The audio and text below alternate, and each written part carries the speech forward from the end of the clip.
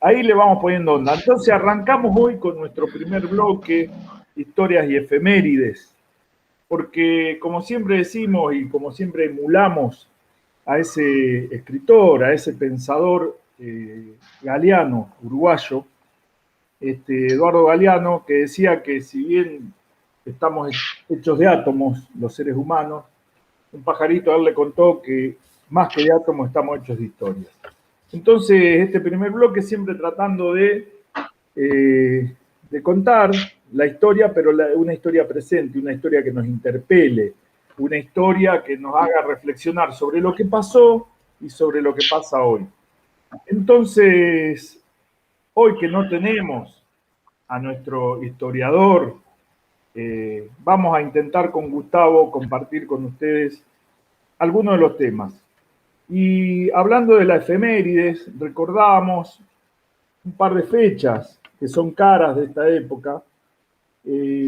Estamos próximos al 6 y al 9 de agosto. Eh, en esa fecha, hace 71 años, 76 años, se tiraba las bombas atómicas que el imperio norteamericano, el imperio estadounidense, tiró sobre el otro imperio, el japonés, matando miles de civiles sobre las ciudades de Hiroshima el 6 de agosto y Nagasaki el 9 de agosto, 3 días después. Con lo cual, militarmente, se dio, digamos, por finalizada esos hechos, permitieron que se dé por finalizada la segunda gran guerra, la segunda guerra mundial, la guerra del capitalismo, la guerra de los imperios, que había empezado allá por septiembre del 39 con la invasión de la Alemania nazi a Polonia. Eh, Todo este juego de poderes de los imperios terminaba por esa fecha, ya Alemania se había rendido y quedaba en el Pacífico todavía Japón peleando. Y nosotros no nos queremos detener tanto, no porque no sea importante en el hecho de la bomba atómica, sino en cómo es que los imperios ejercen e imponen el poder sobre los pueblos. Entonces no sé si Gustavo querés hacer alguna reflexión sobre este tema.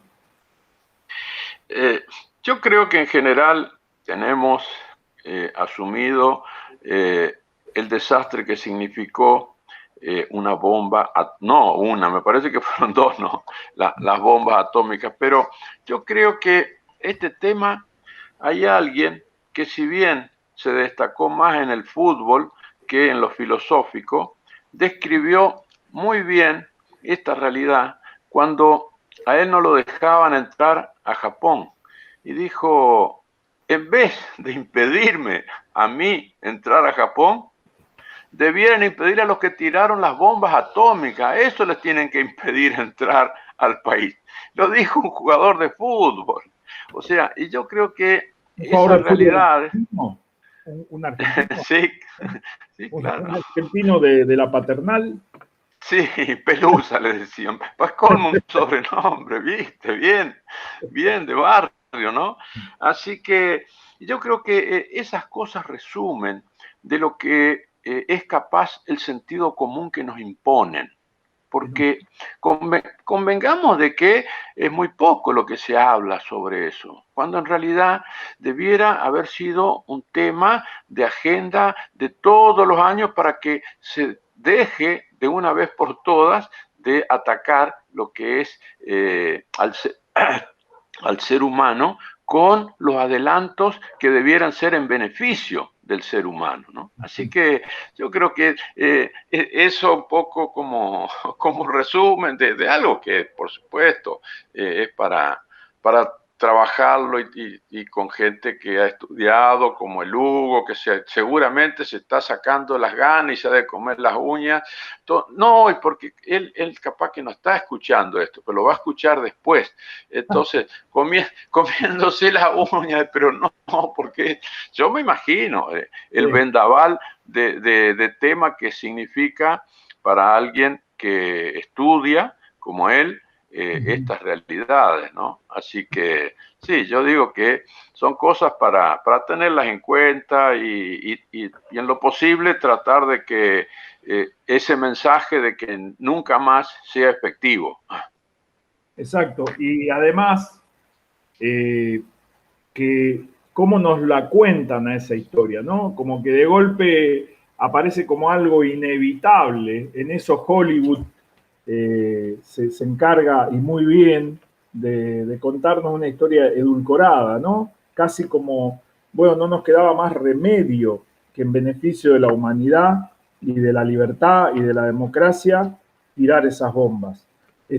Cuando también se nos habla de el refugio de la Argentina del 45, de la Argentina peronista, a ex jerarcas nazis, que posiblemente haya ocurrido esto o no, pero no se habla nada de cómo las potencias ganadoras de la Segunda Guerra, Estados Unidos a la cabeza, se robaron y también le dieron refugio a muchos de los científicos de esa Alemania nazi, y casualmente el proyecto de la bomba atómica nace de esas cabezas también.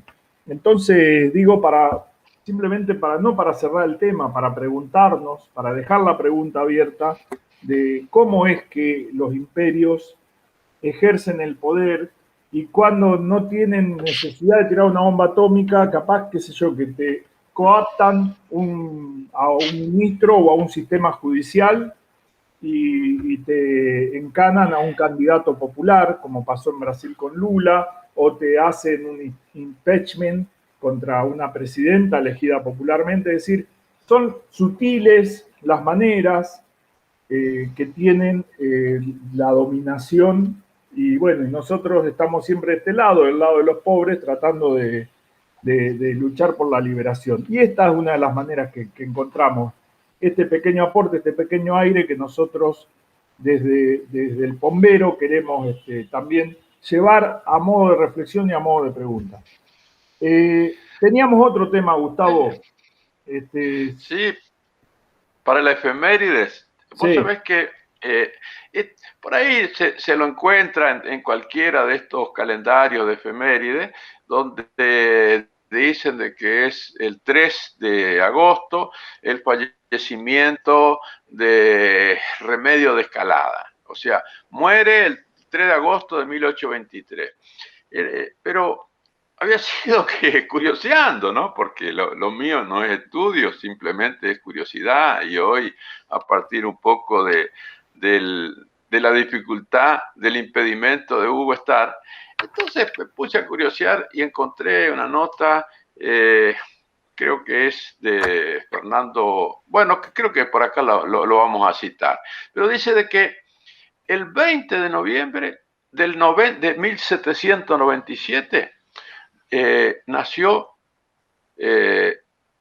Remedios de Escalada. Y resulta que María de los Remedios de Escalada era de una familia porteña de mucho prestigio y mucha solvencia económica. Era hija de Tomasa de la Quintana y de Antonio José de Escalada. Y según el genealogista Narciso Vinayán Carmona, era descendiente del conquistador, explorador y colonizador Martínez de Irala, de allá del año 1500. O sea, tenía su prosapia y un remoto origen mestizo guaraní compartido con próceres de la época de la independencia, ¿no? O sea, tengamos en cuenta la fecha, porque eso es lo que más sorprende. 1797, el 20 de noviembre nace. El 9 de marzo de 1812 conoce a José de San Martín. uno de los oficiales que retornó a Buenos Aires para incorporarse a la lucha por la independencia hispanoamericana. Y ahí es donde 12 y 15 años, 14 años. Entonces, dice el revisionista de nuestra historia, dice, pudo haber un arreglo matrimonial entre San Martín y los Escalada, debido al carácter aristocrático de la familia de la novia. O sea, estamos hablando del general José de San Martín y de qué manera llegó a ese matrimonio, que prácticamente un corto noviazgo.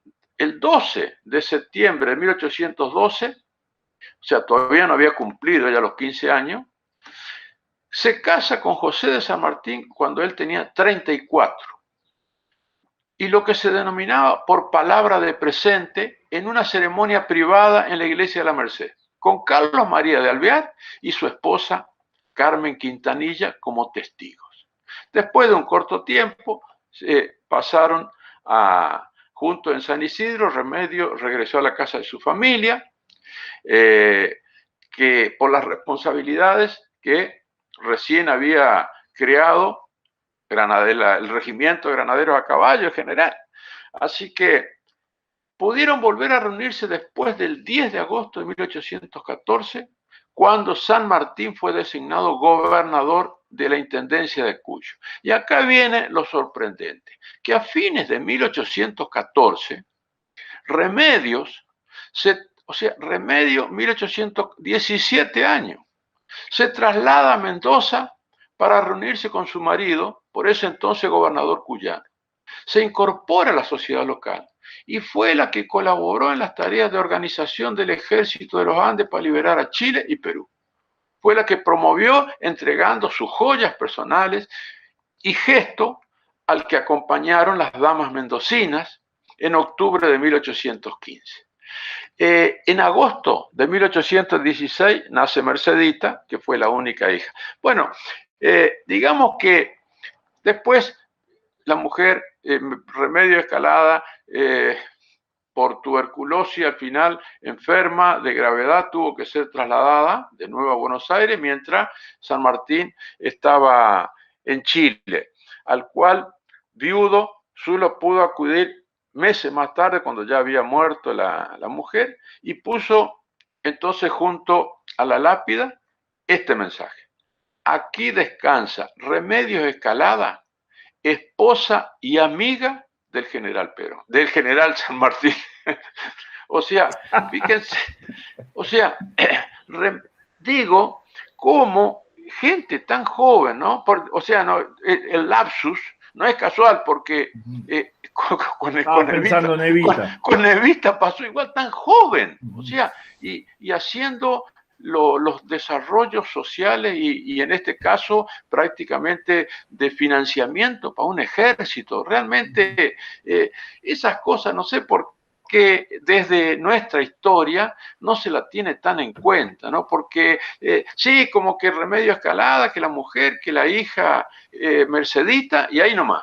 Así que por eso me pareció valioso este rescate desde el revisionismo respecto a su tarea patriótica, que merecería bastante más que una humilde tumba que tienen ahí en Buenos Aires, ¿no? Donde está esa lápida con esa frase.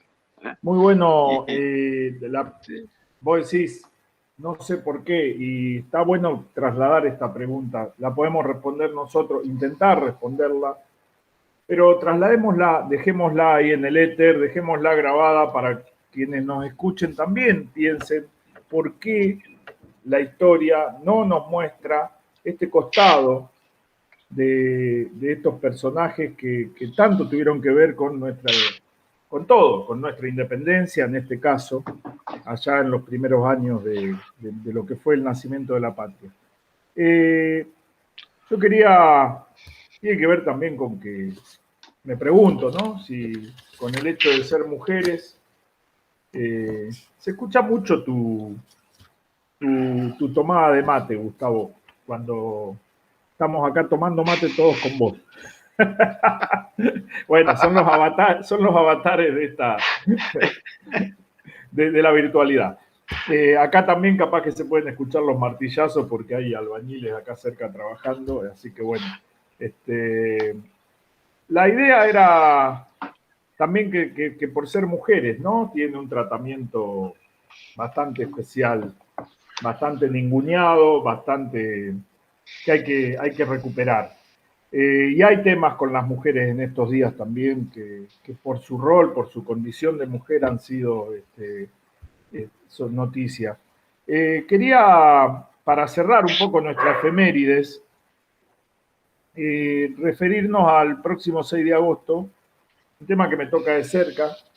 El 6 de agosto, allá 1870 y pico, se constituye lo que es el día, hoy conocido como el Día de los Agrónomos, el Día de los Veterinarios, es el Día de los Estudios Agronómicos, cuando una familia en Lomas de Zamora, en lo que era el partido de Lomas de Zamora, en provincia de Buenos Aires, dona parte de su campo a la universidad, que en ese momento no era nacional, era Universidad de La Plata, pero era una universidad provincial, le dona parte de su campo para que se hagan ahí lo que fue después parte de la Facultad de Agronomía de La Plata. Hoy es también parte, está sentada la Universidad Nacional de Lomas de Zamora y la Facultad de Agronomía de esa universidad en esos terrenos, en Lavallol, la localidad de Lavallol, en Lomas de Zamora.